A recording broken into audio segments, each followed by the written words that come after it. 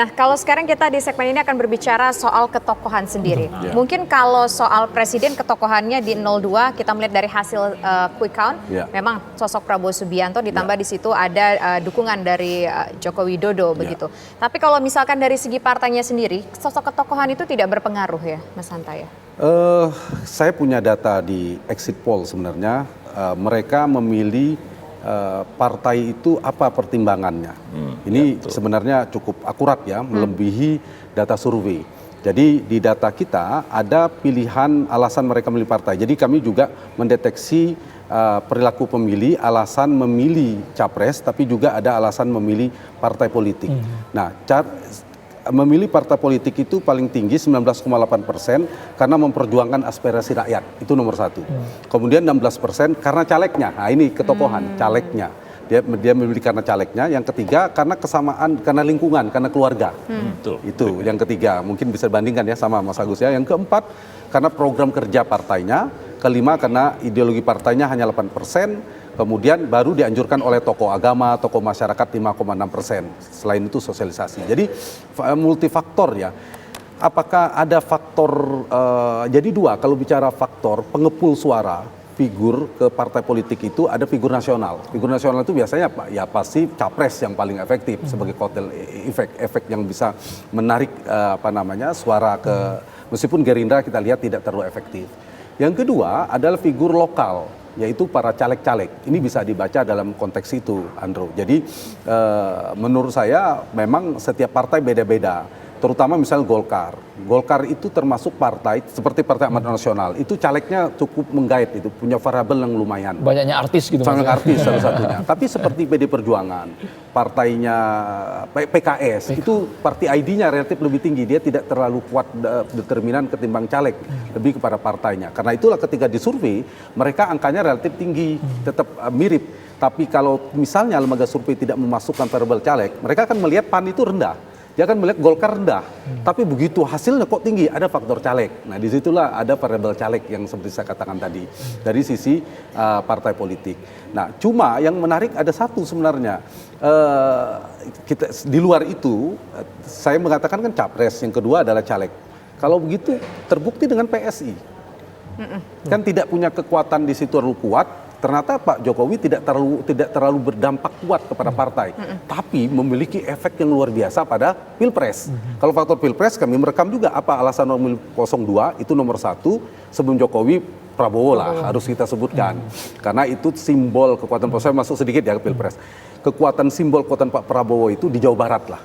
Jawa Barat itu siapa yang mau mengatakan itu Jokowi efek? Bukan faktor Jokowi. Jawa Barat faktor Prabowo bisa mempertahankan basisnya. Kalau tidak, itu kan udah geser ke Anies. Survei poll tracking setahun yang lalu di awal 2023, itu Anies sempat nyalip posisi Prabowo.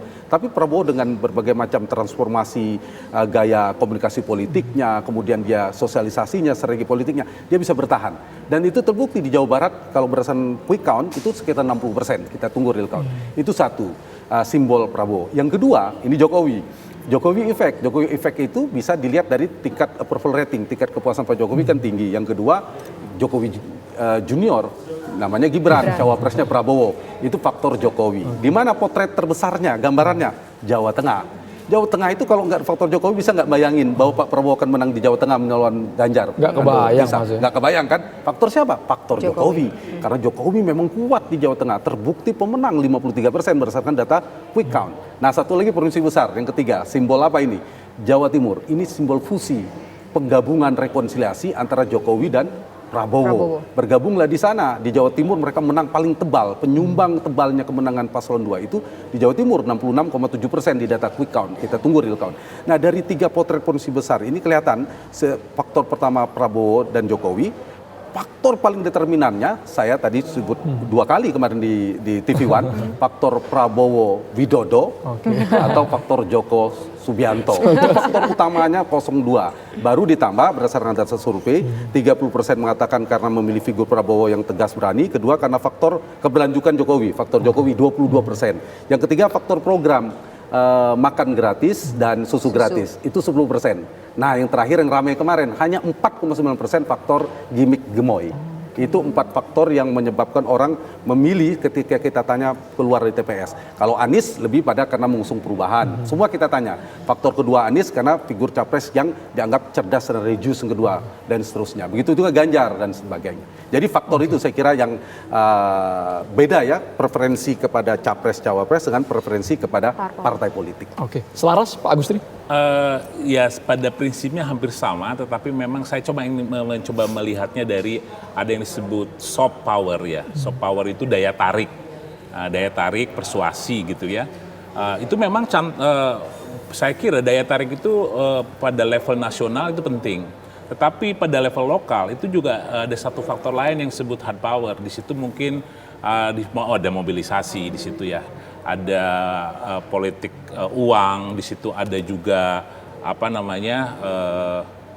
seperti kemarin bansos dan sebagainya. Saya kira itu juga berpengaruh. Jadi tidak semata-mata hanya orang datang karena tertarik sebetulnya. Ada orang juga datang karena termobilisasi dan itu juga tidak bisa diabaikan dalam realitas voting behavior kita. Faktanya misalnya kita melihat toleransi politik uang berdasarkan hasil exit poll kita. Toleransi politik uang di pemilih kita itu juga cukup tinggi. 50% itu oke dengan politik uang. Meskipun efektivitasnya itu hanya 35%. Jadi intinya bahwa bukan hanya daya tarik, tentu saja saya pendapat daya tarik itu penting, tetapi di sisi lain juga tadi ada faktor mobilisasi dan sebagainya. Itu yang kita sebut sebagai hard power, meskipun itu hard power sebenarnya prinsip-prinsip dalam HI ya, tetapi itu dalam dunia nyata, di dalam perilaku pemilih saya kira itu juga dalam taraf tertentu itu terjadi ya. Makanya kita selama ini ramai sekali mempersoalkan tentang pembagian bansos, mempersoalkan tentang misalnya politik uang dan sebagainya, karena salah satu faktor yang membuat orang itu datang dan memilih bukan hanya karena daya tarik tadi. Bahwa daya tarik itu penting, iya, tidak bisa diabaikan ya. Dari aktor nasional maupun aktor lokal tentu saja. Nah saya kira aktor lokal ini karena tidak terlalu banyak juga diketahui. Kalau kita melihat ya di level masyarakat, aktor lokal itu juga misalnya urutan calon saja mereka tidak tahu ini calon dari partai apa dan mengapa ada calon nomor 1, ada calon nomor 2 dan sebagainya. Saya kira itu juga tidak terlalu dipahami sebetulnya. Tidak sampai sedalam itu, Pak ya? Tidak sampai sedalam itu, apalagi dengan jumlah yang sangat banyak. Coba kita lihat, misalnya di baliho di jalan dan sebagainya, itu terlalu banyak. Bahkan kita tidak tahu orang ini untuk DPR RI atau untuk DPRD provinsi atau untuk kabupaten. Kadang-kadang itu tidak jelas juga, hanya gambar dan membuat orang itu menjadi bingung sebetulnya. Sehingga saya kira kesannya bisa jadi untung-untungan ya. Iya, itu saya kira malah dalam konteks itu daya tarik lebih kepada aktor nasional sebetulnya. Calon seperti tadi faktor Pak Jokowi, faktor Pak Prabowo itu penting, tetapi pada level lokal mungkin saya kira yang lebih efektif itu mungkin lebih ke hard power tadi. Oke. Nah,